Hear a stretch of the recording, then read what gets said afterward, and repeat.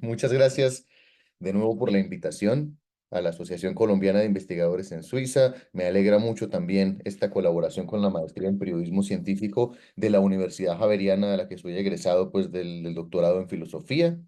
Entonces, bueno, un saludo, gracias por la invitación, por la difusión de esta charla. Como siempre, un privilegio estar aquí con ustedes. Les cuento entonces, hoy habíamos quedado, de hecho, en la última charla que tuve la oportunidad de dar aquí, que íbamos a hablar de epigenética la próxima vez y de tratar de hacer un enfoque divulgativo y general de un adelanto de la biología molecular contemporánea que es bastante importante, muy interesante y que además está llamado a cambiar la manera en que entendíamos la naturaleza, la genética, la herencia, la variabilidad y demás. Eso es lo que quiero mostrarles hoy en líneas generales y quiero que empecemos viendo estas dos imágenes. La primera, que la tienen ustedes ahí en pantalla, es de Salvador Dalí, una pintura que se llama Galacidalasi desoxirribonucleica y que tiene, por lo menos hasta donde sabemos hoy, el privilegio o el lugar de ser el primer cuadro que se pintó que hacía alusión directa al ácido desoxirribonucleico que Crick Watson y ahorita veremos Rosalind Franklin descubren en 1953. Dalí entonces pinta este cuadro que tienen ustedes en pantalla. Tanto al lado derecho como al izquierdo hay evocaciones directas a esa estructura del ADN donde residen los genes, pero muy interesante también cuando a Dalí le preguntan por esta obra y por otras obras en las que aparece el ADN que fueron posteriores, él dice, lo que pasa es que yo soy monárquico, pero no políticamente, sino metafísicamente. Es decir, así como la monarquía, en términos políticos, depende de una sola persona cuyas órdenes bajan verticalmente al resto de la sociedad y deben ser acatadas, pues asimismo a Dalí le parecía que el descubrimiento del ADN tenía que ver justamente con eso, que al descubrir el ADN habíamos encontrado una forma en la cual las instrucciones de los genes bajaban de una manera monárquica, casi dictatorial, al resto del organismo y que eran los genes los que realmente movían la herencia y la variabilidad. Y además, por supuesto, la monarquía tiene la ventaja, como metáfora, de ser además una cuestión hereditaria. Eso era lo que creía Dalí, que funcionaba así los genes, digamos, y realmente no era él solo. Ese era, digamos, el espíritu de la época.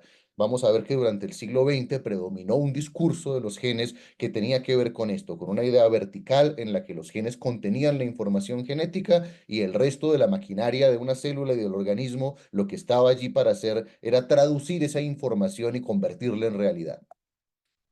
Por otro lado, les quiero mostrar esta otra obra de arte, aunque una obra de arte muy distinta. Esta la vimos de pasada cuando tuvimos la oportunidad de hablar de transhumanismo y de bioarte. Esta es una obra de bioarte de Natalie Yeremyenko y realmente, como ustedes ven, por supuesto, no es una pintura como la anterior, sino que es una instalación.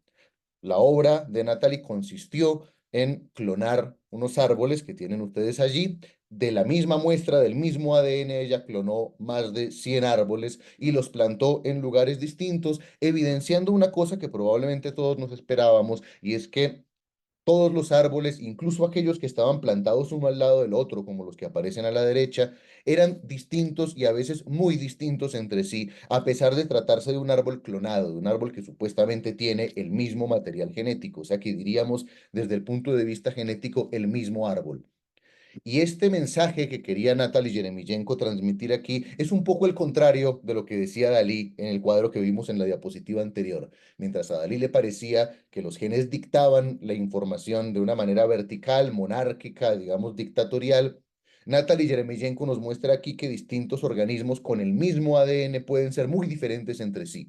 Entonces, tal vez somos mucho más que los genes. ¿Cuál es nuestra interacción con el ambiente? ¿En qué consiste? ¿Hasta dónde llega la monarquía del gen? Y hasta dónde llega nuestra capacidad de comunicarnos con el medio y de modificar nuestra propia información genética.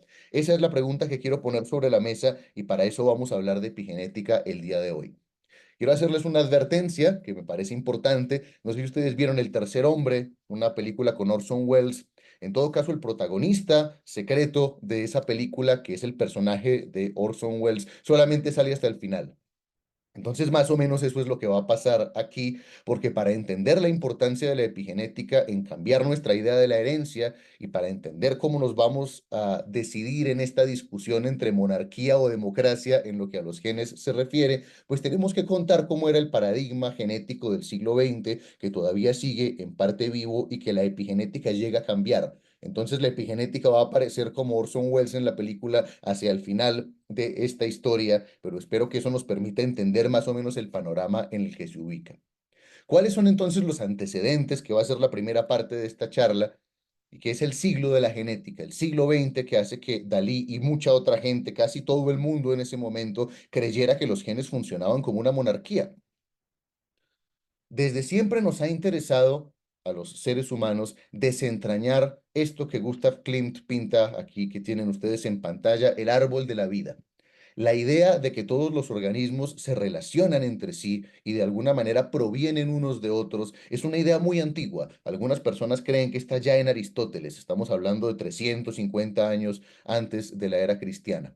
Sin embargo, esta idea de que todos venimos de un tronco común, de que todas las especies, de todos los seres vivos del planeta de alguna manera se relacionan, tiene una versión moderna en los trabajos de Jean-Baptiste Lamarck, que lo tienen ustedes ahí en pantalla. ¿Qué es lo que dice Lamarck en particular en este libro que tienen en pantalla, Filosofía Zoológica, que es un libro de principios del siglo XIX, finales del XVIII?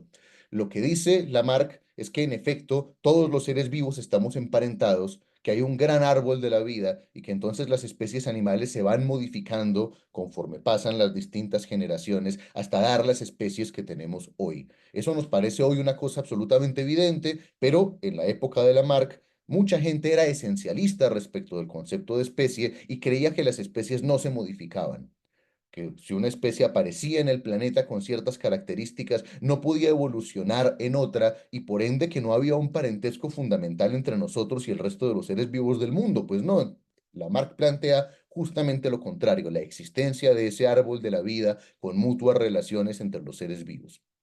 Y plantea una cosa que está al lado izquierdo de sus pantallas, aunque esta imagen es de Ernest Haeckel y no de Lamarck, y es que la evolución tiene dos fuerzas o dos factores fundamentales. El primer factor o la primera fuerza lo que hace es empujar, decía Lamarck, la evolución hacia adelante, empujar a la naturaleza a su perfección, a su complejidad creciente. Esto también es una idea aristotélica propiamente. Aristóteles decía que en el mundo existía una teleología, una finalidad, que la naturaleza tenía un fin, como si hubiera una mente detrás de la naturaleza, y Lamarck, digamos, adhiere a esa idea de que hay una cadena del ser con un perfeccionamiento progresivo hasta que llegamos los seres humanos que vendríamos siendo, como ven ustedes en la imagen, pues la cúspide de ese desarrollo. Ese era el primer factor, profundamente antropocéntrico, como ustedes podrán imaginarse, pero había un segundo factor en la teoría de Lamarck que tenía que ver justamente con que en el camino a ese perfeccionamiento progresivo, las especies de todas maneras, los seres vivos tenían que ver con el medio ambiente permanentemente y entonces tenían que hacer pequeñas adaptaciones al medio ambiente para sobrevivir y reproducirse de manera exitosa. ¿Y cómo eran esas adaptaciones que hacía el organismo al medio ambiente? Tenían que ver con la voluntad del organismo, como lo tienen ustedes aquí en pantalla. Por ejemplo, una jirafa, se imaginaba Lamarck, está tratando de comer las hojas de los árboles y entonces estira el cuello cada vez más para alcanzar las hojas más altas. Con eso, sus propios músculos del cuello se van elongando, se van haciendo más fuertes, pero, y esto es lo interesante, para Lamarck había una herencia de caracteres adquiridos. Entonces, la jirafa, que terminaba con un cuello más largo y más fuerte, por tratar de alcanzar esas ramas altas, de alguna manera le transmitía a su descendencia ese cuello más largo y fuerte, y así generación tras generación el cuello de la jirafa se iba haciendo más largo hasta que tenemos las jirafas que tenemos hoy. Esa era más o menos la idea de Lamarck. Hoy, en cierto sentido, nos parece una ingenuidad pensar que lo que hacemos en una generación va a transmitirse a las demás, pero justamente de eso es que vamos a hablar el día de hoy. Entonces, este era el segundo factor de Lamarck y a pesar de que era un factor relativamente secundario en su teoría, impactó tanto en su momento y hasta hoy, que es lo que hoy se conoce como el lamarquismo. Cuando la gente habla de Lamarck y de su teoría, generalmente habla de esto, de herencia de caracteres adquiridos. Yo puedo hacer algo con mi cuerpo durante mi vida y de alguna manera transmitirle eso a mi descendencia. Y eso quiere decir que de alguna manera hay una instrucción que los organismos ejecutan sobre su propia naturaleza. Es decir, si yo quiero alcanzar las ramas más altas, ese deseo de alguna manera va a hacer que mi especie cada vez alcance ramas más altas. De alguna manera estaba al arbitrio de los individuos, de los organismos, el camino que la evolución iba a seguir. Esa era la idea lamarquiana que ha pasado a la historia. Ahora bien, había un problema y es un problema que también iba a tener Charles Darwin después cuando hizo su propia teoría de la evolución, su propio árbol de la vida, que está ejemplificada en esta imagen que tienen en pantalla. Lo que hay ahí es una pintura negra combinada con una pintura blanca. Y ocurre lo siguiente, digamos que aparece un nuevo rasgo, un cuello más largo, alguna novedad aparece en una especie, un individuo tiene esa característica novedosa. Supongamos que la característica novedosa es una gota de pintura negra, imaginémonosla así, y que el resto de la población que no tiene esa nueva característica, pues es un montón de pintura blanca. Si yo tomo una gota de pintura negra y se la echo a un balde de pintura blanca y revuelvo, bueno, me queda gris, variable, pero si luego vuelvo y la mezclo con pintura blanca y lo hago otra vez y otra vez, esa gota de pintura negra se va a acabar diluyendo en la pintura blanca y va a ser como que nunca hubiera existido. Entonces, mucha gente se preguntaba cómo ocurre la transmisión de la herencia para que una característica novedosa se pueda preservar a lo largo de la historia. Porque si la herencia funciona como la pintura, que se mezcla, cualquier característica nueva desaparecería inmediatamente del acervo de la especie. ¿Cómo ocurren entonces las novedades? ¿Cómo se transmiten las características hereditarias? Pues bien, esta discusión va a estar mucho tiempo en el panorama y una persona que es August Weismann, este científico que tienen a la izquierda, va a decir una cosa y es las características hereditarias. De alguna manera sí se transmiten de una generación a otra, pero lo que adquirimos en una vida no se puede transmitir a nuestra descendencia. O sea, eso que decía Lamarck de que el cuello alto de la jirafa se va a transmitir a las generaciones siguientes, no puede ocurrir. Y va a ser un experimento, entre comillas, que es el que tenemos ahí en pantalla. Y digo entre comillas porque él ya sabía que era lo que iba a ocurrir, como ustedes probablemente ya sepan lo que ocurrió. Y es que Weismann le cortaba la cola a unos ratones, los ponía a aparearse y evidenciaba que su descendencia obviamente no nacía sin cola.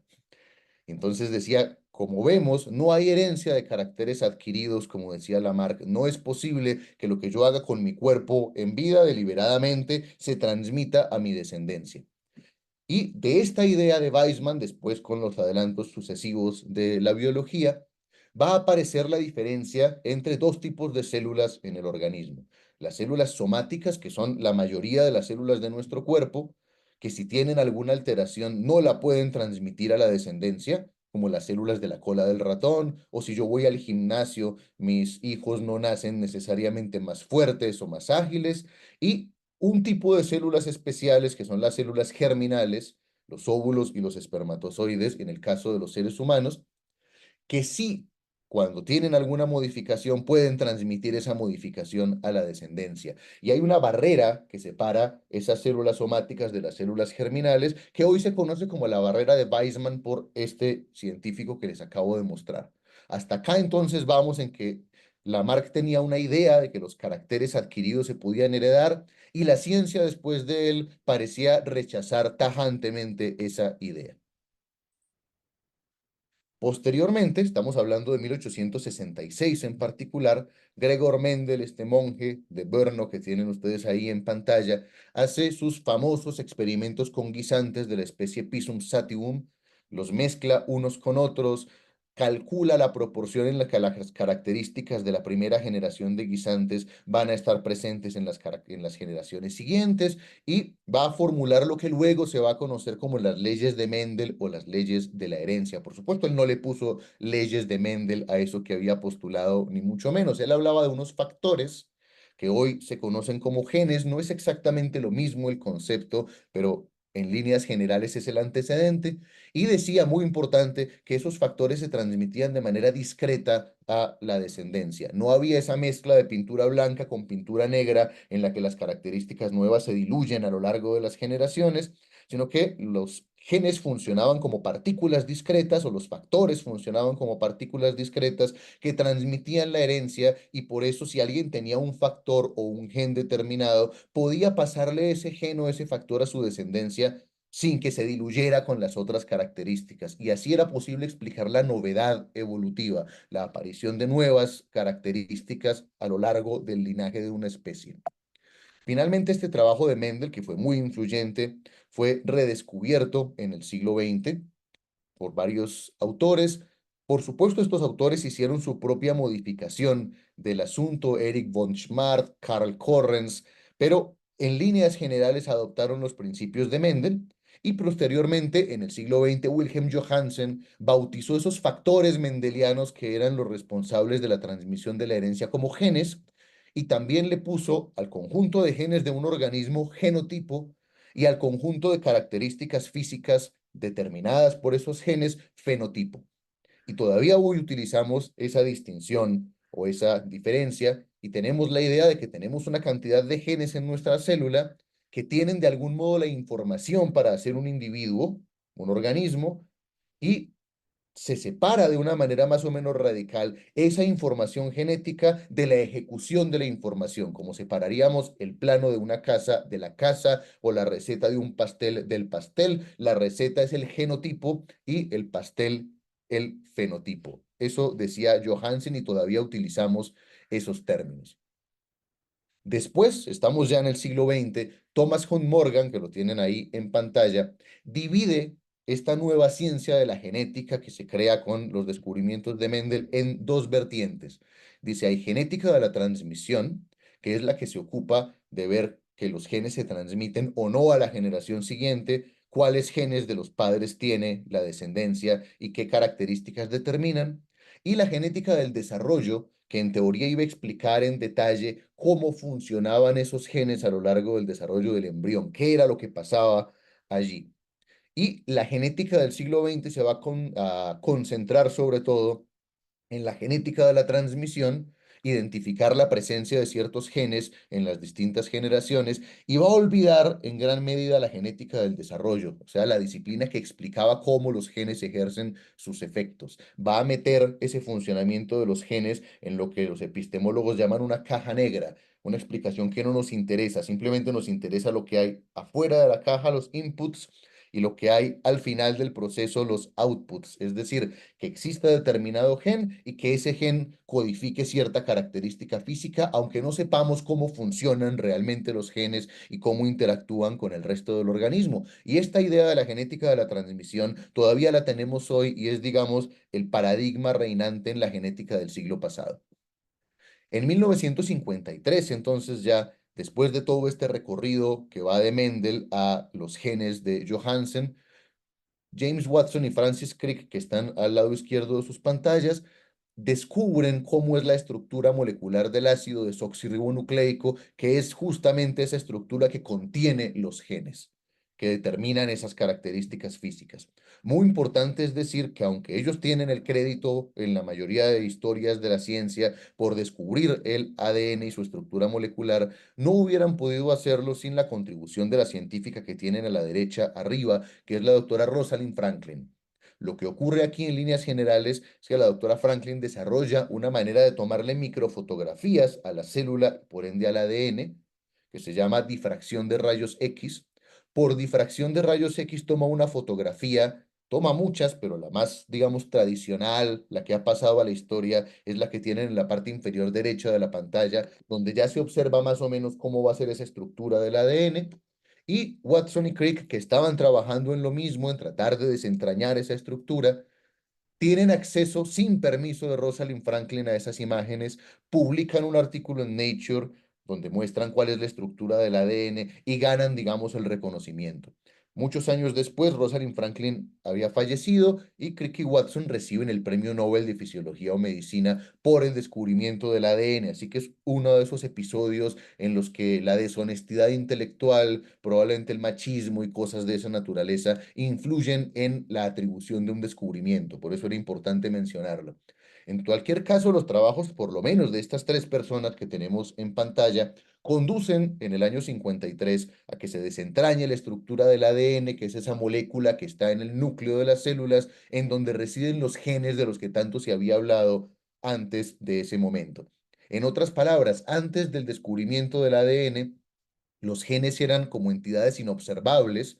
Nadie sabía a ciencia cierta cómo eran o en dónde estaban. Se sabía que tenían que ver con las características físicas y ahora ya teníamos una caracterización molecular de esos genes en el ADN.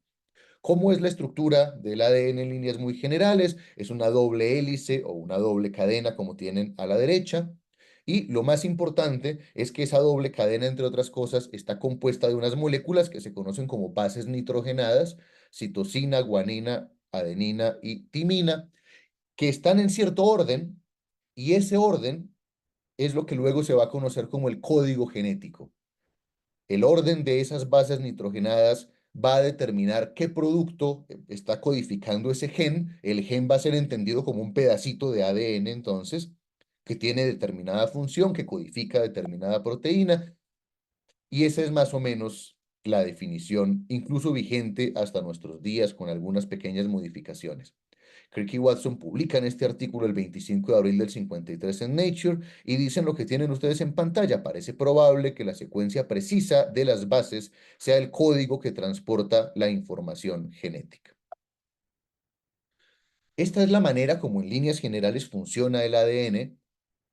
Están los genes que residen en el ADN que está a la izquierda en azul. Luego, esa cadena de ADN se copia en una cadena más sencilla de ARN, de ácido ribonucleico, y sobre esa copia se generan después las proteínas que son las que componen la estructura y el funcionamiento del organismo. Y entonces sigue viva esta idea de Johansen de que existía un genotipo, como un libro de instrucciones que está a la izquierda, y un fenotipo, que son todas las proteínas y características físicas del cuerpo, el color de los ojos, todo lo que ustedes quieran, que es como la interpretación de ese libro o de ese código que está a la derecha.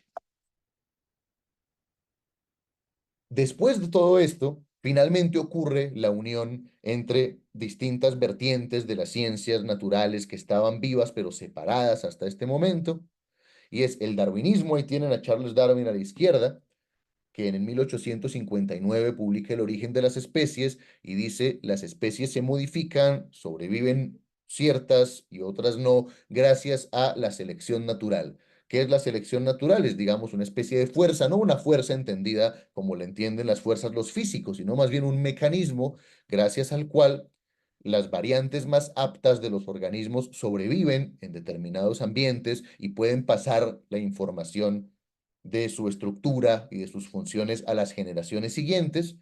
Luego con Mendel y los mendelianos sabríamos que la manera de transmitir esas variaciones exitosas a las generaciones siguientes era a través de los genes, y entonces con el tiempo los más aptos sobreviven y los menos aptos se extinguen. Esa es una idea general de lo que diría Darwin en el 59, y esa idea, unida a la genética de Mendel y a los descubrimientos posteriores de los genes y a una rama en particular que se llama la genética de poblaciones, que estudia las diferencias en distintos genes en distintas poblaciones de organismos. Todo eso se va a poner junto en lo que se conoce como la síntesis moderna o el neodarwinismo, que es como la gran estructura para entender la naturaleza, la herencia y la variabilidad que va a dejar el siglo XX. Ese neodarwinismo aparece en varios libros, por ejemplo, por supuesto que en muchísimos, pero algunos de los más influyentes, este que tienen en pantalla, Evolución, la síntesis moderna, esa síntesis que les contaba en la diapositiva anterior. Este libro es de Julian Huxley. Si ustedes se fijan, el linaje de los Huxley es bastante importante en la ciencia y en la literatura. Thomas Henry Huxley, el papá de Julian Huxley, era amigo personal de Darwin y defendió a Darwin toda su vida. El hermano de Julian Huxley es Aldous Huxley, que escribe, entre otras cosas, Brave New World, Un Mundo Feliz. que justamente es un libro en el que los adelantos científicos llevan a una distopía, ¿sí? A un mundo en el que no querríamos vivir. Y Julian Huxley, que es el biólogo, es un evolucionista, pero además es uno de los primeros abogados de la eugenesia. ¿Qué es la eugenesia? Muy rápidamente, es un término que se inventa Francis Galton, que era primo de Charles Darwin, para, de alguna manera, retratar un proyecto que él tenía de, comillas, mejoramiento de la especie. Lo que decía Galton es entonces que tenemos que tratar de, comillas, mejorar la especie, y ese mejoramiento de la especie Galton lo quería lograr, por supuesto, eliminando ciertas razas, seleccionando a los, comillas, mejores de los seres humanos y cosas de esa naturaleza, lo cual hoy consideramos como algo terrible, aunque proyectos eugenésicos siguen apareciendo aún en el siglo XXI. Y bueno, Julian Huxley era también un abogado de la eugenesia, si bien en este libro no trata mucho de eso, sino de esa síntesis entre genética y evolución. También Theodosius Dobzhansky lo hace en Genética y el origen de las especies. ¿Y en qué consiste o cómo se resume esa síntesis moderna que les había contado? ¿Qué cosas dice? Además, por supuesto, de que se va a unir la teoría de Darwin con la genética. Primero, se rechaza completamente la teoría de Lamarck, que ya desde August Weismann había caído en descrédito cuando le cortó la cola a los ratones, recuerdan ustedes, y entonces va a decir esa síntesis moderna: la herencia ocurre a través de la transmisión de genes de la línea germinal, o sea, de óvulos y espermatozoides. No existen variaciones heredables que no puedan expresarse en términos de diferencias genéticas heredables. En otras palabras, lo único que se hereda es lo que está contenido en los genes y en los genes de las células germinales. Segundo, la variación hereditaria es la consecuencia de, primero, combinaciones aleatorias de genes preexistentes generadas por la reproducción sexual. Los genes del padre y de la madre se combinan generando un nuevo individuo, o de mutaciones, pero no se afectan por la historia del desarrollo del individuo. No hay herencia suave. ¿Qué es herencia suave? Herencia de caracteres adquiridos. Aquella cosa que decía Lamarck del cuello de las jirafas, de acuerdo con la síntesis moderna, no puede ocurrir. Tercero, la unidad de selección es el gen, es decir, la selección natural, aunque actúa sobre los individuos, realmente lo que está haciendo es seleccionar los genes que producen determinadas características. Y finalmente, las modificaciones evolutivas son verticales, es decir, van de padres a hijos y así sucesivamente. La transferencia horizontal de genes y de otros tipos de información tiene una importancia menor, no afecta la estructura de la filogénesis, es decir, el árbol genealógico de las especies. ¿Cómo así la transferencia horizontal de genes? Lo que pasa es que sobre todo en las bacterias puede haber transmisión de genes entre dos bacterias que no son padre e hijo, sino bacterias distintas que por distintos mecanismos moleculares pueden compartir genes unas con otras, y parece que en otros seres un poco más complejos que las bacterias también ocurre, pero la síntesis moderna va a decir eso no es relevante. Todo lo relevante en términos de herencia y variabilidad es vertical, va de las generaciones filiales, parentales a las generaciones siguientes. Y esto es básicamente lo que decía Dalí en la primera diapositiva que les mostraba hace rato. Los genes o la naturaleza funciona como una monarquía. Eso decía la síntesis moderna. Y entonces establece la síntesis moderna una jerarquía, que es la que tenemos aquí en pantalla, en la que lo más importante, por supuesto, son los genes, y el resto de la célula y del organismo lo que hace es cumplir las instrucciones de los genes y muy poco más. Una persona que fue bastante importante en difundir esta idea, que hoy se considera genecéntrica o genocéntrica, o sea, centrada en los genes, fue Richard Dawkins, que lo tienen ahí en pantalla, con este libro que es un clásico hoy de la divulgación científica, que es El gen egoísta. ¿Qué va a decir Dawkins? Va a llevar estas ideas de la síntesis moderna a un punto, digamos, culminante, y va a decir: realmente lo que vemos en la naturaleza es la expresión de unos genes luchando contra otros para sobrevivir. Los organismos, como ustedes y como yo, son simplemente vehículos de esos genes, vehículos que los genes, comillas, utilizan para perpetuarse, porque los organismos mueren y son los genes los que pasan a las generaciones siguientes. Esa es más o menos la idea de Dawkins, de que la evolución toda se centra en la figura del gen y ni se diga el desarrollo, la herencia y todo lo demás. Evelyn Fox Keller, que es una filósofa de la ciencia, de la biología, que murió recientemente, tiene estos dos libros, El siglo del gen y Lenguaje y vida, metáforas de la biología en el siglo XX, y va a decir justamente que el siglo XX fue el siglo de los genes y que en ese siglo vimos nacer lo que ella llama el discurso de acción de los genes. Los genes eran tanto alma platónica, que tenían la estructura profunda de los organismos, como los que ejecutaban también ese proyecto. Esa idea monárquica que les contaba es lo que Fox Keller llama discurso de acción de los genes. Y ese discurso fue muy importante, por ejemplo, para crear lo que se conoce como el proyecto Genoma Humano, cuya primera fase, ustedes recordarán, terminó en 2001. Esta fue la imagen que publicaron en Nature cuando terminó la primera fase del proyecto Genoma Humano. Lo que ese proyecto pretendía era decodificar todos los genes de nuestro ADN y entonces cuando supiéramos todos los genes que tenemos, pues sabríamos exactamente por qué somos como somos, podríamos curar todas las enfermedades, podríamos prevenir enfermedades, podríamos tener la carta de navegación sobre los organismos, fundamentalmente. Sin embargo, ese mismo proyecto Genoma Humano, aunque se culminó su primera fase, mostró las distintas limitaciones de esta idea genocéntrica o genecéntrica de la naturaleza. Por ejemplo, se esperaba que los seres humanos tuviéramos más de 150.000 genes y solo tenemos entre 25.000 y 30.000. El 98,5% más o menos de esos genes son comunes a los chimpancés. Y lo que uno se pregunta es entonces por qué somos tan distintos en ciertas cosas, no en otras, a los chimpancés si somos prácticamente genéticamente idénticos. Cosas como esas empezaron a surgir y a poner en duda la idea de que en serio los genes fueran los dictadores, los monarcas de la herencia y de la evolución.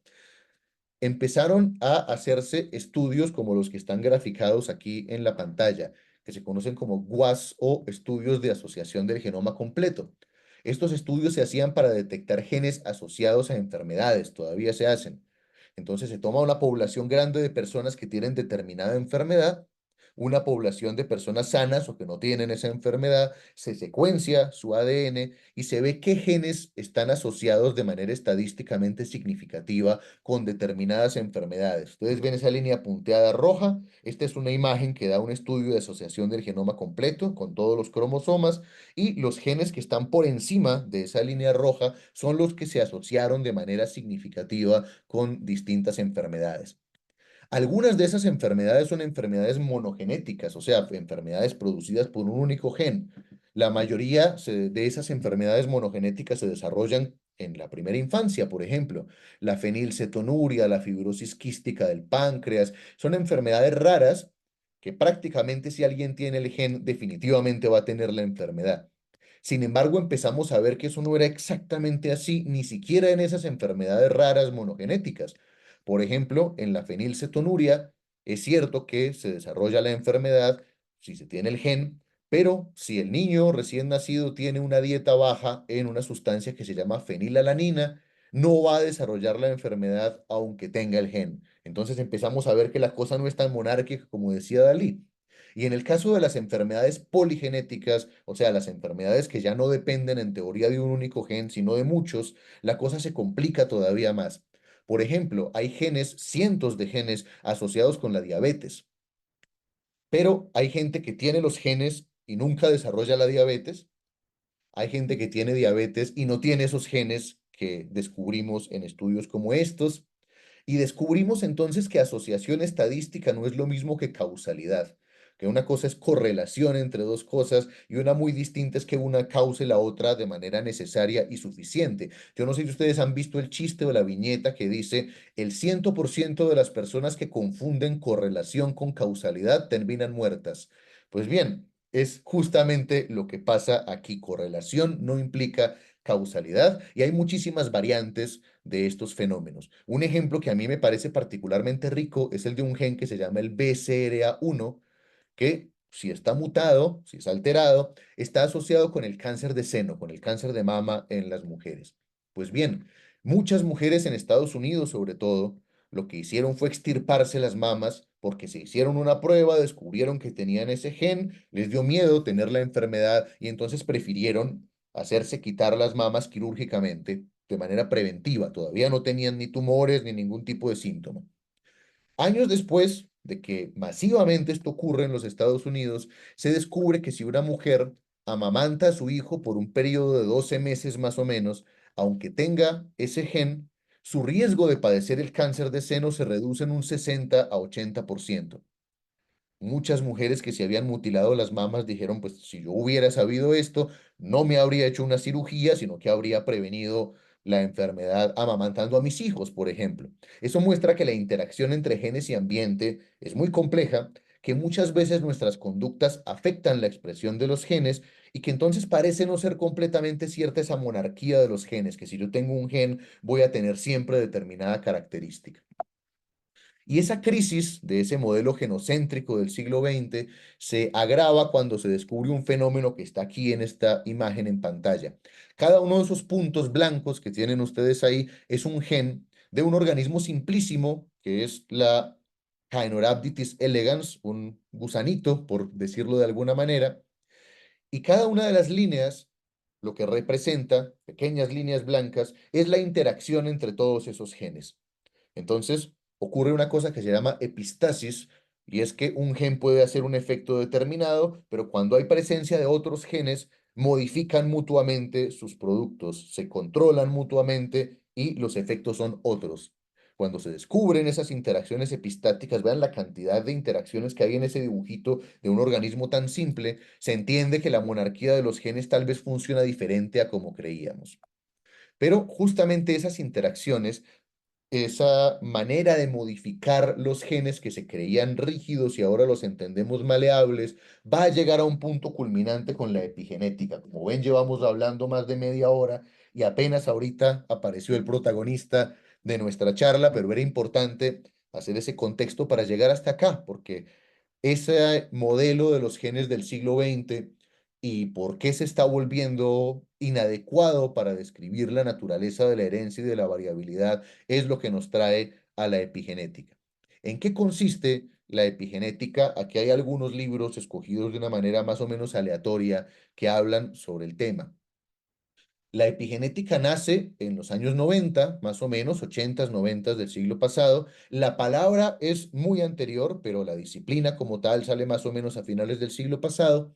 Y lo que estudia la epigenética es lo siguiente: modificaciones en los genes que no dependen de una modificación en la estructura del ADN, es decir, la secuencia de bases nitrogenadas, adenina, timina, guanina, citosina, eso no se modifica, pero el funcionamiento de esos genes sí se modifica. Ese es más o menos lo que la epigenética busca estudiar.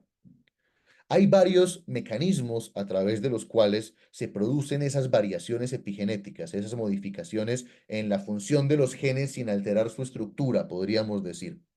La primera es la metilación del ADN, es decir, la unión de un grupo metilo, un CH3, a alguna de las bases nitrogenadas que componen esa cadena de ADN, generalmente se pegan a la citosina, por eso se habla de metilación de citosinas. ¿En qué consiste la cosa? Cuando un organismo está sometido a ciertos estímulos medioambientales que van desde la dieta, la temperatura, ciertas toxinas, etcétera, ocasionalmente ese estímulo medioambiental puede producir que ese grupo metilo se una al ADN, a la citosina sobre todo, y generalmente lo que ocurre es que cuando una citosina se metila, el gen al que pertenece esa citosina se inactiva. Entonces deja de producir sus efectos, se silencia, digamos. Ese es un primer mecanismo epigenético. Tienen ustedes en pantalla a la oveja Dolly y a su clon. Recuerdan ustedes que en el 97 se logró clonar el primer mamífero con la oveja Dolly y ahí está la oveja pequeña que es un clon supuestamente idéntico. Poco después de que se clonó a la oveja Dolly y a otros clones de otros animales, se dieron cuenta de que los clones sufrían de una especie de envejecimiento prematuro, de enfermedades propias de la edad avanzada a una edad temprana, como la artritis reumatoide, como la osteoartrosis, una cantidad de enfermedades extrañas. Cuando fueron a ver qué pasaba con estos clones, se dieron cuenta de que lo que ocurría tenía que ver con la metilación de citosinas que yo les acabo de mostrar. Y es que, claro, ¿cómo se hace un clon como la oveja Dolly?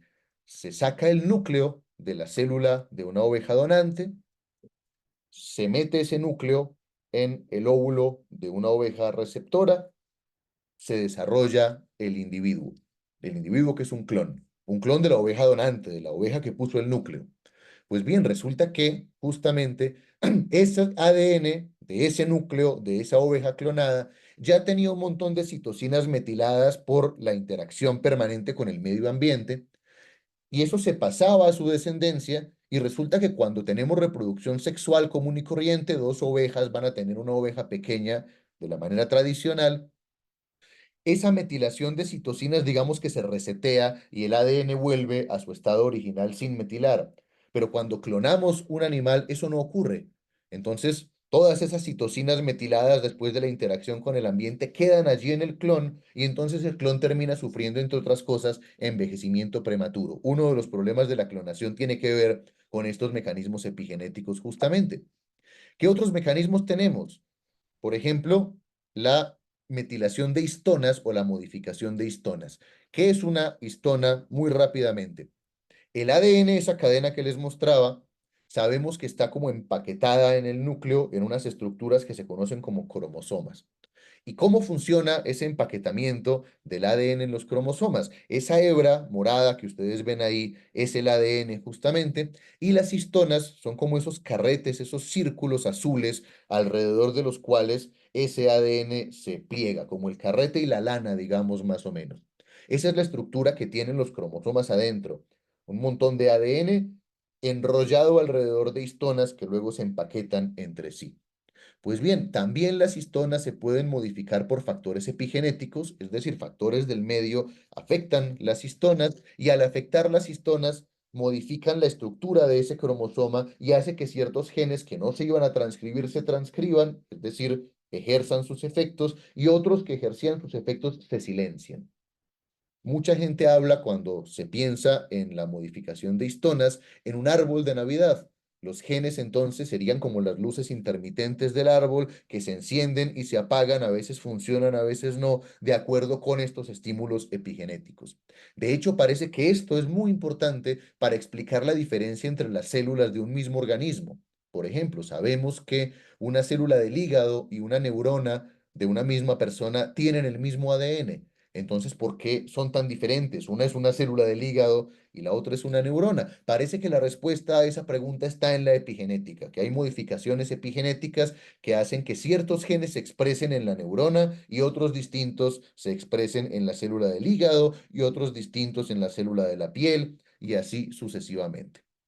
Y el tercer mecanismo por el que ocurre esta interacción entre el ambiente y los genes en la epigenética tiene que ver con ARN, ácido ribonucleico, que les había contado, pero un tipo de ARN muy especial que se llama ARN de interferencia pequeño, que son pequeñas secuencias de ácido ribonucleico que se pegan al ADN y modifican su función y modifican la función de los genes. Justamente el descubrimiento de estos ARN pequeños fue lo que les dio el Nobel de Fisiología o Medicina a Víctor Ambros y a Gary Ruvkun, ahorita justamente hace un par de semanas, tal vez menos, son el Nobel de 2024. ¿Cómo se define entonces, perdón, la epigenética? Algunas citas de genetistas importantes. Cambios en las propiedades de una célula que son heredados, pero que no representan cambios en la información genética. Y aquí, con esta definición, entramos a decir una cosa importante. Yo, como individuo, puedo tener un montón de modificaciones epigenéticas a lo largo de mi vida, genes que se activan o se silencian de acuerdo con mi interacción con el medio ambiente. Eso ya es importante, porque entonces pone en tela de juicio la visión monárquica vertical de los genes como los que dictaban todo lo que tenía que ver con la vida. Pero existe una rama de la epigenética que se llama epigenética transgeneracional, y que de lo que se ocupa es justamente de estudiar algunas de estas modificaciones epigenéticas que les conté, que pueden pasar a las distintas generaciones. Entonces, les había contado que August Weismann decía que había una barrera radical y que no había herencia de caracteres adquiridos, que lo que a mí me pasaba en la vida yo no lo podía transmitir a mi descendencia, que la única manera de transmitir algo a la descendencia era por mutaciones espontáneas o por recombinación del ADN de la madre con el padre y nada más. Pues bien, la epigenética transgeneracional, o sea, la que va de una generación a otra, ha descubierto que estos mecanismos epigenéticos, la metilación de citocinas, la activación de histonas, los ARN pequeños, pueden afectar el ADN de forma tal que se pueden transmitir a través de los óvulos y espermatozoides a la generación siguiente.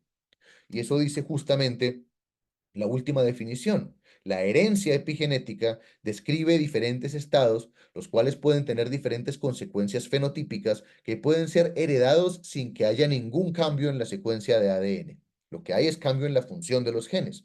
Esto significa que dos individuos con la misma secuencia de ADN pueden mostrar diferentes fenotipos, que son las características físicas. La causa básica de este fenómeno es la existencia de estructuras autoperpetuadas en uno de los individuos, estructuras que no dependen de la secuencia de ADN, que son como las que les acabo de contar. Entonces, aquí entendemos cómo la epigenética está llamada a cambiar lo que entendíamos de la evolución y de la variabilidad.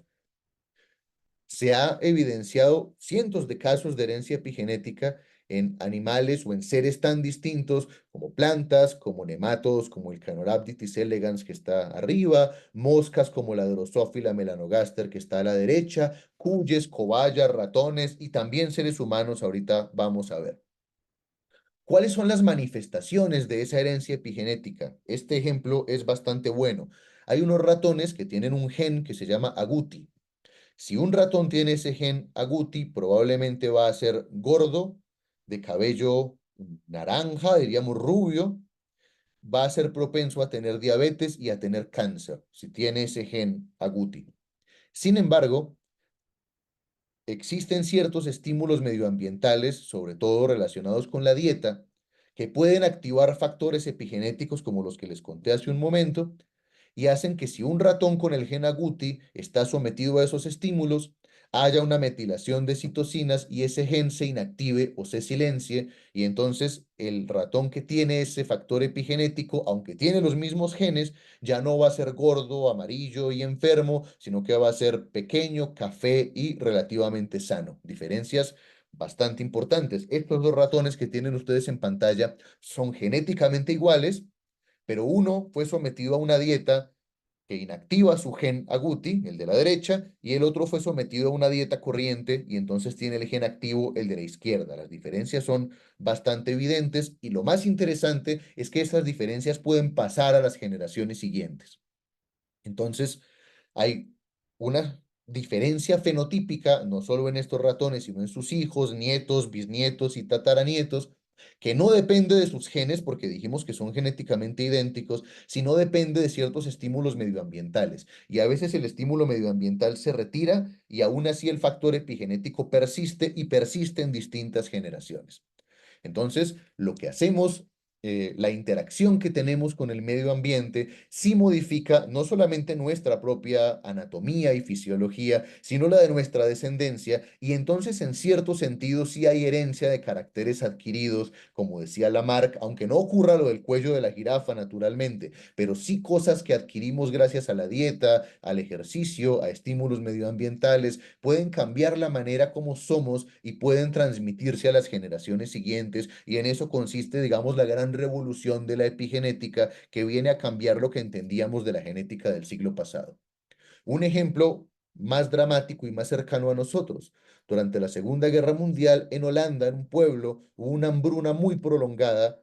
Estaban sitiados durante la Segunda Guerra y resulta que los sobrevivientes de esa hambruna, que pasaron muchos meses con severos problemas de nutrición, como ustedes se podrán imaginar, luego tuvieron hijos y nietos y bisnietos y tataranietos y se encontró lo siguiente, que también por un mecanismo de metilación de citocinas, los hijos, nietos, bisnietos de las personas que habían sufrido esa hambruna sufrían más obesidad, diabetes, problemas cardiovasculares e incluso problemas mentales.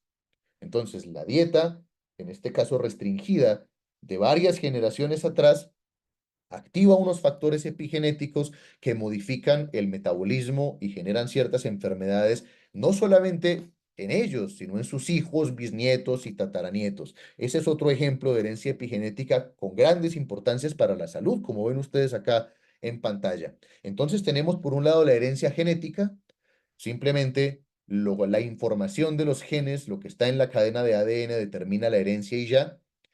Y por otra parte tenemos la herencia epigenética. La estructura de los genes no cambia, esa secuencia de bases nitrogenadas, pero los genes se encienden o se apagan selectivamente de acuerdo con nuestra interacción con el ambiente y ocurre una herencia distinta. Hay una cantidad de bibliografía sobre el tema, solo les traje alguna por si a alguien le interesa, de mecanismos de control epigenético, de herencia epigenética, que es lo que más nos interesa, en distintos individuos, en animales, plantas, nematodos, hongos y bacterias. Aquí solamente algunas. Lo que nuevamente está cambiando, pues, nuestra forma de entender la herencia y la variabilidad y la función de los genes. Tenemos entonces ya para terminar algunas preguntas que esto de la epigenética deja abiertas y sobre la mesa y que todavía no se han podido terminar de contestar y que quiero plantearles para que las vayamos pensando entre todos porque son importantes. Primera pregunta. Les había dicho que cuando Lamarck habló de su teoría, él creía que existía instrucción, es decir, que yo como si yo, una jirafa, por ejemplo, podía instruir a su cuello para alargarse un poco y alcanzar las ramas más altas y podía transmitirle a su descendencia esa instrucción y entonces las jirafas nacían con un cuello cada vez más largo. Existía entonces esa instrucción, la voluntad de los organismos era importante para determinar qué se heredaba y qué no en cierto sentido. La primera pregunta que pone entonces la epigenética sobre la mesa es ¿en qué medida hay instrucción y en qué medida solamente hay selección? Es decir, parece que los seres humanos tampoco es que podamos elegir libremente cuáles características queremos tener y heredar a nuestra descendencia. No pasa como las jirafas de Lamarck. El medio ambiente, en efecto, puede modificar nuestros genes. Esas modificaciones pueden pasar a las generaciones siguientes, pero no tenemos ese arbitrio, ese control de lo que queremos que ocurra como Lamarck creía que ocurría. Entonces, ¿hasta qué punto estamos presenciando un neolamarquismo, un renacimiento de las tesis de Lamarck que habían estado desacreditadas, y hasta qué punto lo que tenemos es el mismo darwinismo de siempre con algunas cositas agregadas? ¿Qué tan dramático es el cambio que la epigenética genera en nuestro modo de entender las teorías de la evolución? Esa es una primera pregunta. Por otra parte, ¿cómo van a ser entonces, cómo vamos a entender nuestras relaciones con el medio ambiente? Se suponía que el medio ambiente, claro que podía afectar la vida de un solo individuo. Si yo hago ejercicio, voy a estar más delgado. Si yo me corto una mano, pues no la voy a tener más, pero que esas cosas no se podían transmitir a la descendencia. Ahora, en cierto sentido, lo que yo haga con mi alimentación se transmite vía epigenética a mi descendencia, lo que yo haga con la exposición a ciertos tóxicos, a ciertas temperaturas, etcétera. Entonces, ¿cuál es nuestra relación con el medio ambiente? ¿Qué tan plásticos son esos genes? ¿Qué tanto los genes son la monarquía que dicta las características físicas y qué tanto son simplemente, como dice Frederick Nijut, que es un filósofo de la biología, fuentes de materiales a los que la célula puede recurrir igual de importantes que cualquier otro? ¿Está cambiando la jerarquía de los genes o no? Esas son varias de las preguntas que se nos ocurren en este momento y que la epigenética deja abiertas y sobre todo qué tanto el medio ambiente puede influir directamente en la evolución. ¿Qué tanto, no solamente entonces, como decía Richard Dawkins, la selección natural escoge genes que cumplen distintas funciones, sino que no solamente escogería genes, sino individuos completos afectados por el medio ambiente y, entre otras cosas, por influencias epigenéticas? Todas estas preguntas, digamos, quedan sobre la mesa y habrá que estudiar mucho más el asunto. Y una última cuestión que me parece interesante y es la siguiente. Ustedes probablemente sepan que las razas, las distintas razas, realmente no existen desde un punto de vista biológico.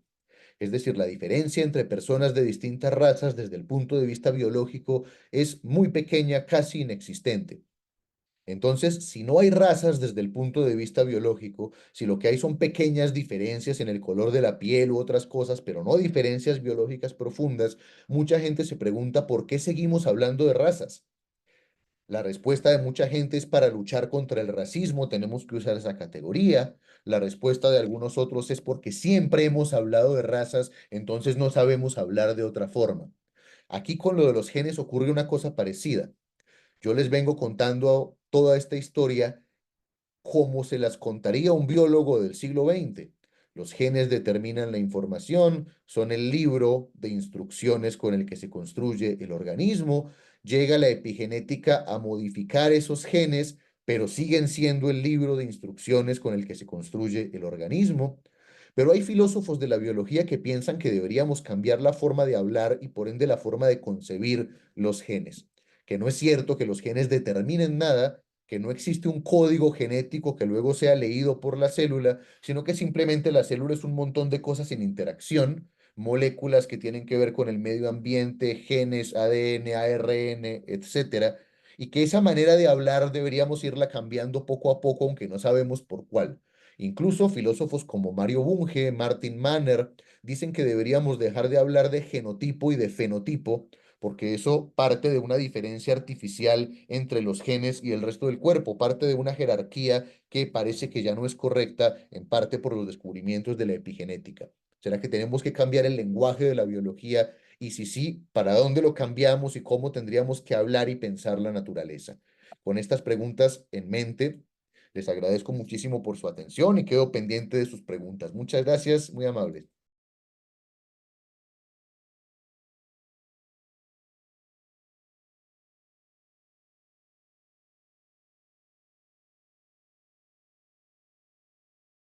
Bien, yo realmente creo que sí. Los descubrimientos de la epigenética pues son, como les había contado, relativamente recientes, años 90 para acá. Y no tanto el tema de los descubrimientos, sino una cosa que decía un filósofo muy conocido que se llama Thomas Kuhn. Thomas Kuhn decía, esto también está en discusión como todo en la filosofía, pero una de las cosas que él decía era, la ciencia funciona por paradigmas, que son como grandes modelos, y cuando llega una nueva revolución, una revolución científica que va a cambiar ese paradigma por otro, frecuentemente se encuentra con una gran resistencia porque a los seres humanos nos gustan las ideas preconcebidas, nos gusta tener la razón, nos gusta una especie de mundo ordenado y cosas de esa naturaleza. En cierta medida, eso ocurrió o está ocurriendo con la epigenética. No solamente estamos en pañales en términos de lo recientes que son estos estudios, lo poco que hemos aprendido hasta ahora, considerando todo lo que falta por aprender, sino que también todavía hay mucha gente que creció, digamos, intelectualmente en el paradigma de la genética del siglo XX, en que solo los genes determinan lo que somos y el medio ambiente no puede modificar las características hereditarias, y con razón, en cierta medida, se resisten al cambio y buscan, digamos, que lo de la epigenética simplemente sea un agregado y no un cambio radical en la manera como entendemos la naturaleza. Ahí hay dos posiciones entonces enfrentadas. Unas personas que creen que esa síntesis darwiniana del siglo XX, que unía genética con evolución, sigue siendo verdadera y que solo hay que ampliarle un poquito, ponerle un poquito de cosas y va a quedar bien. Y otros que piensan que hay que cambiar radicalmente la forma en que entendemos la herencia y la variabilidad. Y en eso, sobre todo, sí que estamos en pañales, en esa discusión teórica que está ahí detrás. Exactamente, me parece muy interesante eso último que has dicho. No sabemos cómo hacia dónde va ese efecto, porque hay una idea que viene desde Aristóteles, creo que les había contado, y que todos tenemos muy introyectada finalmente, ¿cierto? Y es la idea de que la evolución va hacia algún lado, de que la naturaleza de cierta manera va hacia alguna parte. Entonces, pensamos, por ejemplo, que como nos gustamos tanto los seres humanos a nosotros mismos, pues seguramente somos el producto final de mucho tiempo de evolución, somos muy importantes, la naturaleza quería de alguna manera llegar a lo que somos nosotros. Aristóteles habría dicho eso, que claro, que la naturaleza es como una mente que quería que los seres humanos apareciéramos y que quiere que la evolución tenga una dirección. Darwin, y esto es bastante interesante, es tal vez la primera persona que dice, no, no es el caso. No hay una evolución, no hay una dirección, perdón, en la evolución, sino que lo que tenemos son contingencias ambientales y esas contingencias lleven a que se seleccionen ciertas variantes más aptas o menos aptas, pero si el medio ambiente cambia, la aptitud o no aptitud también va a cambiar. Todo esto es relativo al contexto y no hay una dirección en la evolución, un lugar al que esto tenga que llegar. Entonces, todavía está de todos modos en discusión qué tanto hay una teleología, una dirección, por lo menos en el desarrollo de cada uno de los organismos. Y lo que parece ser el caso es que no es el caso y que realmente la epigenética lo que hace es modificar la naturaleza de una manera igualmente caótica, igualmente ciega, como lo hacía la evolución darwiniana. Sin embargo, es una discusión interesante que habrá que seguir teniendo.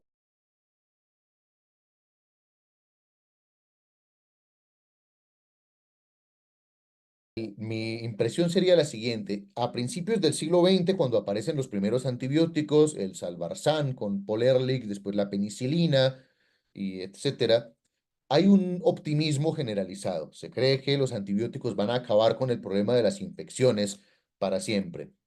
Y por supuesto empieza a ocurrir, de hecho hasta desde los años 50 o 60, pero mucho más recientemente, que empezamos a ver que las bacterias desarrollan resistencia a esos antibióticos.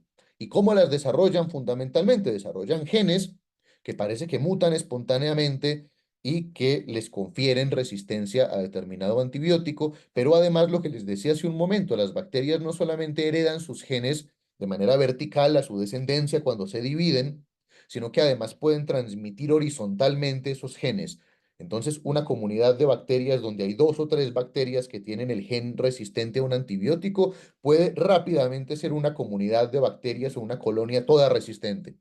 Y ese es un problema grave. Y la carrera armamentista, digamos, que mucha gente lo pone en ese término, en el que las bacterias desarrollan resistencia a nuestros antibióticos y nosotros creamos antibióticos nuevos, es una carrera que por las leyes mismas de la biología estamos condenados a perder. Es decir, las bacterias siempre van a desarrollar más rápidamente resistencia de lo que los seres humanos podemos crear nuevos antibióticos.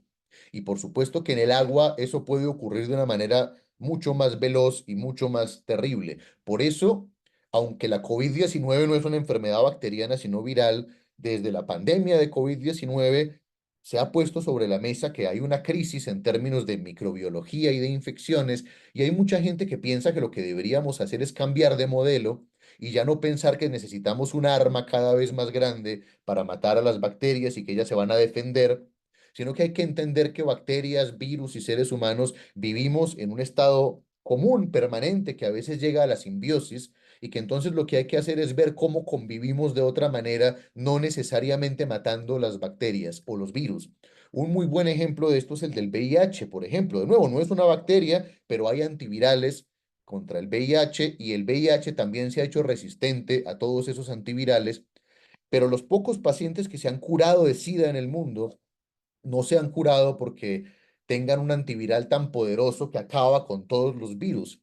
Se han curado porque no tienen un receptor en su célula, que es el CXCR5, al que se adhiere el virus para entrar a la célula. Y entonces se hacen trasplantes de médula ósea de gente que no tenía ese receptor y la persona que tiene el VIH ahora produce células, glóbulos blancos, que no tienen el receptor, entonces no tiene el virus cómo entrar a la célula, pero ahí está. Lo que pasa es que no puede ejercer sus efectos. Cosas como esas yo creo que pues, son el futuro de la microbiología, más que la antibioticoterapia entendida como cada vez tener un arma más grande y más potente frente a las bacterias resistentes. Y yo creo que este tipo de alternativas que un poco se salen del marco común para explorar otras formas de hacer frente a las infecciones son la única manera en la que no vamos a llegar en 100 años a estar como estábamos en el medioevo, donde las enfermedades infecciosas eran mortales casi siempre, que es una posibilidad que esperemos que no llegue. Gracias.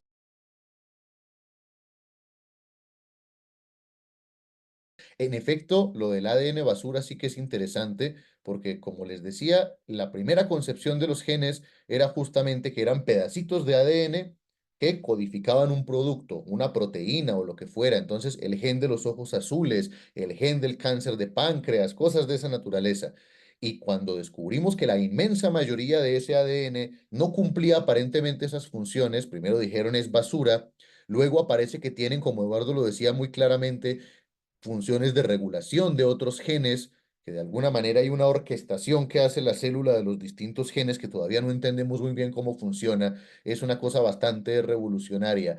Un proyecto que se llama ENCODE o ENCODE, que es la enciclopedia de elementos del genoma, descubrió que el 80% o más de nuestros genes tienen esas funciones de regulación de otros genes, están como comunicando cosas a lo largo y ancho del ADN de formas que todavía no entendemos. Eso sí que es interesante.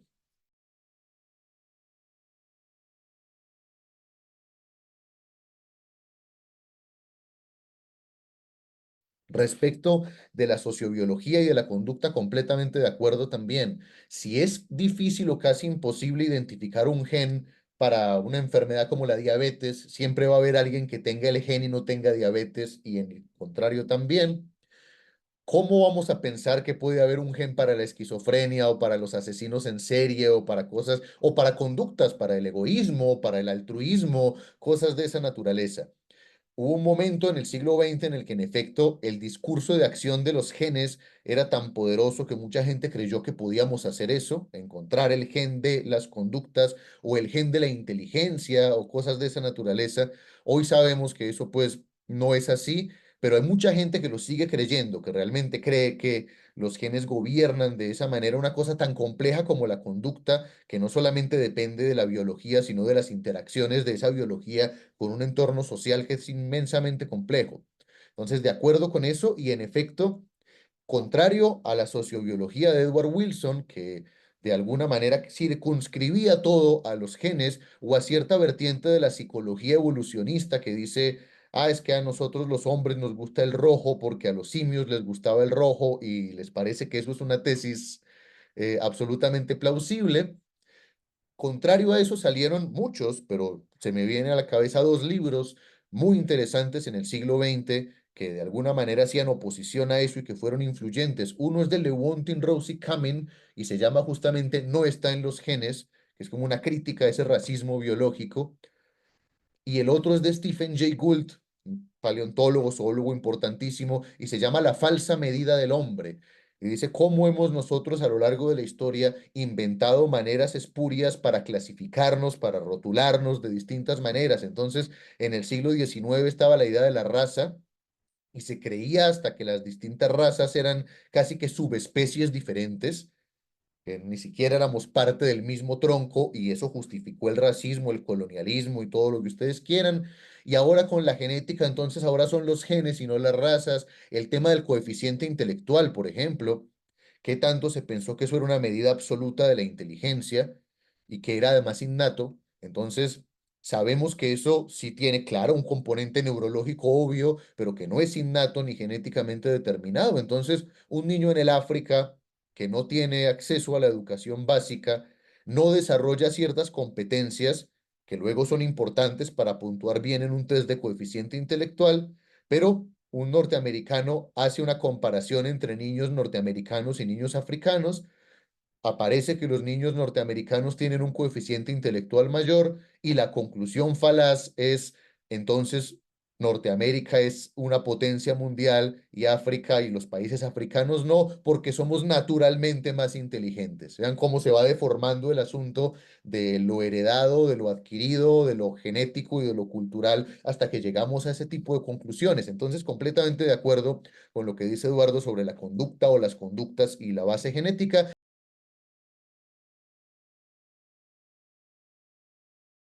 Dos cosas muy generales sobre tus preguntas. La primera, en efecto, ocurre lo siguiente a lo largo de la vida de un individuo con las interacciones medioambientales diversas, no con todas. Aparece esta metilación de citocinas, a muchas citocinas del ADN se empiezan a pegar grupos metilo, grupos CH3, y eso no siempre, pero como para esquematizar, apaga, entre comillas, ciertos genes. Ahora, ¿cómo ocurre o qué es lo que ocurre con la reproducción sexual? Parece que en la meiosis, que es la división de los óvulos y los espermatozoides, ustedes recordarán que las células somáticas, o sea, las otras del organismo, se dividen por mitosis, se parten y ya, pero en la meiosis, que es esa división de las células germinales para generar óvulos y espermatozoides, en ese proceso que es un poco distinto de la mitosis y en las que cada célula queda solo con la mitad del material genético, porque claro, la mitad del óvulo y la mitad del espermatozoide van a generar el individuo completo. En ese proceso de división meiótica, que son dos divisiones, la mitosis es solamente una, en la segunda división meiótica parece que se resetean muchos, no todos, por supuesto, de esos factores epigenéticos, de esos grupos metilo. No todos, porque si hablamos de que existe epigenética transgeneracional, de que hay cosas que pasan a la generación siguiente, pues tiene que haber algunas cosas que se preservan. Todavía no sabemos por qué hay unos grupos metilo que siguen ahí adheridos después de la meiosis y otros que desaparecen. Eso falta todavía estudiarlo muy bien, pero la mayoría se resetean, digamos, desaparecen y el ADN queda sin esos grupos metilo pegados en la meiosis, que es justamente esa reproducción de las células sexuales, de óvulos y espermatozoides en el caso de los seres humanos. ¿Qué ocurre entonces con la oveja Dolly? No es, uno pensaría que la clonación de la oveja Dolly se hizo como por división, que uno tomó una célula de Dolly, la dividió y creó otro organismo diferente. De hecho, sí existe esa clonación por partenogénesis o por división, pero es un tipo de clonación muy diferente que apenas en el siglo XXI apareció. Clonaron un mono rhesus que se llamaba Tetra de esa manera, y es muy curioso porque el antecedente de eso está en Un Mundo Feliz de Aldous Huxley. Es la primera persona que se le ocurrió que eso podía pasar. Pero la clonación que más se usa y la de la oveja Dolly no se hace por partición de una célula, sino por transferencia nuclear. Yo saco el núcleo de Dolly, en este caso, de una célula cualquiera. No me acuerdo en este momento de qué parte del cuerpo era, pero no era un óvulo, era una célula cualquiera del cuerpo, una célula somática. Y ese núcleo lo meto en un óvulo de una oveja donante. Pero el producto sale igual a Dolly, no igual a la oveja donante. Ese es más o menos el asunto. Pero como yo saqué el núcleo completo y no permití que se dividiera por meiosis, no se produce ese reseteo de los factores epigenéticos y entonces aparecen estos problemas como el comillas envejecimiento prematuro.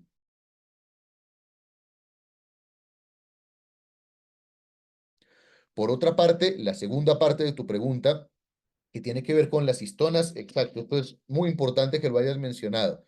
La eucromatina es justamente ese ADN que está menos compacto, que está un poquito más libre en el interior de los cromosomas, mientras que la heterocromatina es mucho más compacta. Y eso que parece no ser importante, claro que es importante, porque pensemos en que la célula no es un lugar abstracto donde ocurren cosas, sino un lugar físico donde ocurren cosas.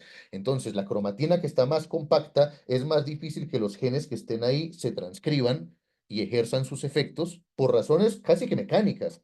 Mientras que la eucromatina, que está un poquito más suelta, los genes están más expuestos físicamente y entonces es más fácil que ejerzan sus efectos. Entonces, exactamente eso es lo que ocurre. Hay una científica que se llama Eva Jablonga que dice que esa modificación de histonas modifica el fenotipo del genotipo, o sea, el aspecto, digamos, físico que tiene la cadena de ADN y que tienen los cromosomas. Eso es justamente lo que ocurre y claro, los genes que están en la eucromatina se van a transcribir más fácilmente que los de la heterocromatina porque están todos encerrados, todos compactos, y eso justamente es lo que ocurre.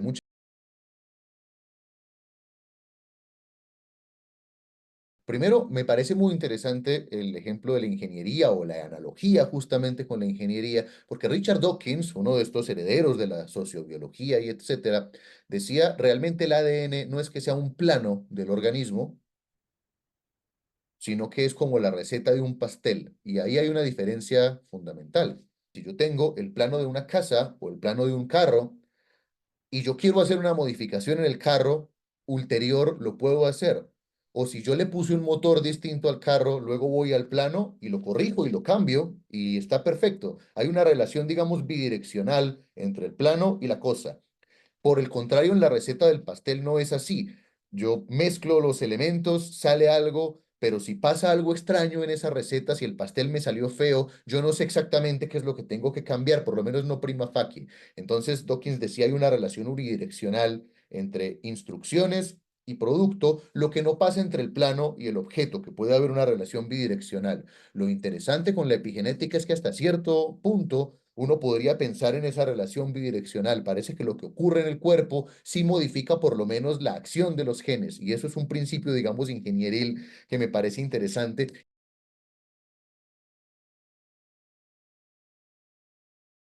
Hay gente como Philip Ball que piensa que es de alguna manera la célula. Ahora, poner a la célula a decidir cosas es un poco extraño, naturalmente, pero parece que los genes por sí mismos no determinan nada y que la unidad mínima de la vida, como aprendimos en el colegio, es justamente la célula.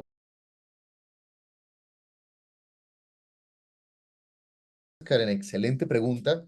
Algo de eso habíamos hablado en la charla, la otra vez que hablamos respecto de transhumanismo, no sé si recuerdan, pero la cosa, diría yo, es más o menos la siguiente. La edición genética, sobre todo ahora lo que llaman CRISPR-Cas, que es la edición genética más moderna, más reciente, promete hacer muchas modificaciones sobre los genes y parece que puede servir, ya hay muchos proyectos adelantados, por ejemplo, para curar ciertas enfermedades, sobre todo monogenéticas, enfermedades que dependen de un mismo gen.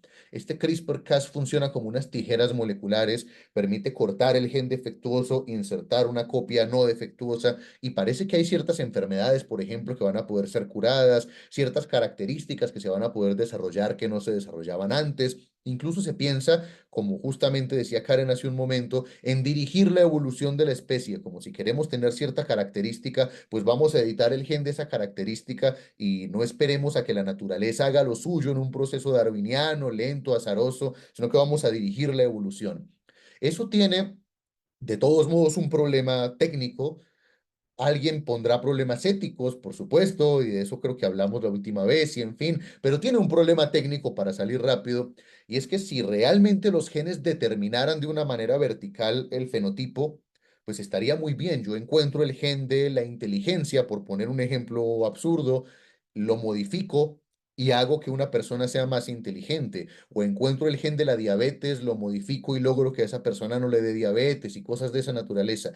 Sin embargo, los genes parece que no funcionan exactamente así. En algunas ocasiones sí, hay un gen que determina una característica, pero en muchas otras ocasiones parece que los genes interactúan entre sí y con el medio ambiente de formas que todavía no entendemos. Hay un tipo de experimento que se llama knockout genes, que justamente lo que buscan es agarrar un organismo, silenciar o quitar un gen y ver qué pasa.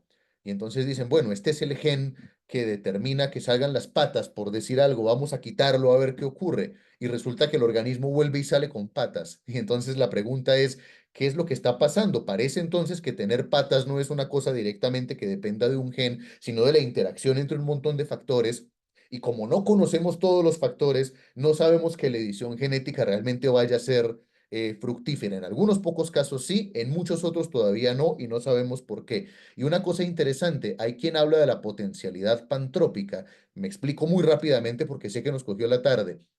Hay ciertas alteraciones que hoy son enfermedades y hace muchos siglos eran adaptaciones a cuestiones del medio ambiente. Por ejemplo, parece que la fibrosis quística, que es una enfermedad genética, es más común en poblaciones que en el medioevo tuvieron que ver con la ocratoxina, que es producida por un hongo del pan de centeno, el famoso hongo del que luego se sintetiza el ácido lisérgico. Pero cuando no es ácido lisérgico, sino el hongo del pan de centeno, produce una enfermedad terrible que se conocía como el fuego de San Antonio, por razones que luego otro día podemos conversar que son interesantes.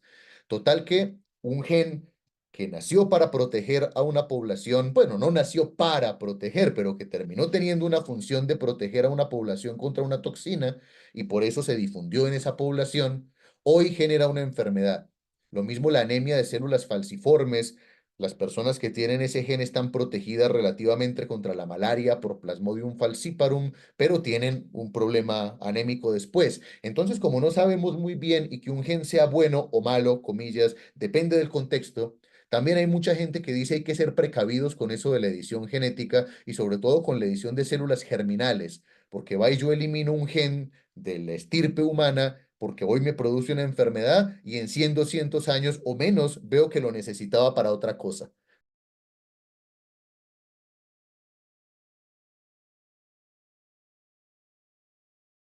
Primero, me parece interesante, primero que traigas a Ludwig Fleck pues a colación, que es un autor que compartimos, el último médico filósofo que valió la pena, después de, el resto de nosotros nos fuimos todos por el camino de la mediocridad, pero muy interesante eso. Y respecto justamente de ese asunto como de los estilos de pensamiento, es decir, en qué medida esto muestra que está cambiando nuestra forma de pensar y de interpretar la evidencia, porque la evidencia está allí para todo el mundo. La gente que es, digamos, genocéntrica como Richard Dawkins tiene acceso a las mismas revistas y a la misma evidencia que Stephen Jay Gould o que los epigeneticistas modernos. Entonces, ¿qué es lo que ocurre? Yo pensaría en varias cosas. Primero, y esto está implícito en la metáfora de la monarquía, la verticalidad frente a la horizontalidad. Nosotros realmente creíamos que íbamos a encontrar un conjunto de elementos muy pequeños que nos iba a permitir, digamos, predecir un conjunto de características muy grandes. Y en ese sentido yo creo que había un afán de la biología de parecerse a la física, por ejemplo. Entonces, nosotros decimos la física tenemos el modelo estándar de partículas, tenemos unas partículas y esas partículas coalescen de cierta manera y generan estructuras cada vez mayores y más complejas, pero podemos reducir esa complejidad a la composición de sus partes. Yo creo que la biología quería, y con toda la razón, uno puede entender eso, tener unos mismos elementos básicos, que en este caso serían los genes, que permitieran explicar toda la complejidad de una manera vertical, lo que algunos llaman explicación bottom-up, es decir, en inglés desde la base para arriba, y que eso le iba a dar además un estatuto realmente científico a la biología, porque mucha gente creía que el hecho de que no se pareciera a la física hacía que la biología fuera una ciencia en pañales, y eso fue muy importante durante el siglo XX para desarrollar la biología del siglo XX y la genética del siglo XX. Creo que ahora, de alguna manera, se ha entendido que al lado de esa verticalidad que a veces puede ocurrir, hay que apelar a una horizontalidad. Y por otro lado, que tener explicaciones top-down, es decir, que vayan de lo grande a lo pequeño, no hace menos ciencia a la biología como de alguna manera se pensaba en el siglo XX. Por otra parte, hay otros modelos que están saliendo hoy en el interior de la misma biología para explicar cosas que antes la genética sola pretendía explicar o la evolución darwiniana sola, entre otras lo que llaman evo-devo o evolution and development, es decir, la idea de que el desarrollo embrionario no solamente responde a una cosa previamente codificada por los genes, sino que de nuevo puede producir variantes y ese desarrollo embrionario puede en sí mismo afectar también la evolución. También la idea de la construcción de nicho, es decir, nosotros no solamente somos agentes pasivos sometidos a ciertas presiones de selección que nos da el medio ambiente, sino que modificamos ese medio ambiente activamente. Vladimir Bernatsky hablaba de la noósfera, o sea, la capa compuesta por los seres inteligentes que modifican su nicho, y también los seres que no tienen la racionalidad humana también modifican su nicho. Entonces lo que hay es una visión dinámica de la evolución y ya no estática o vertical, y la epigenética también.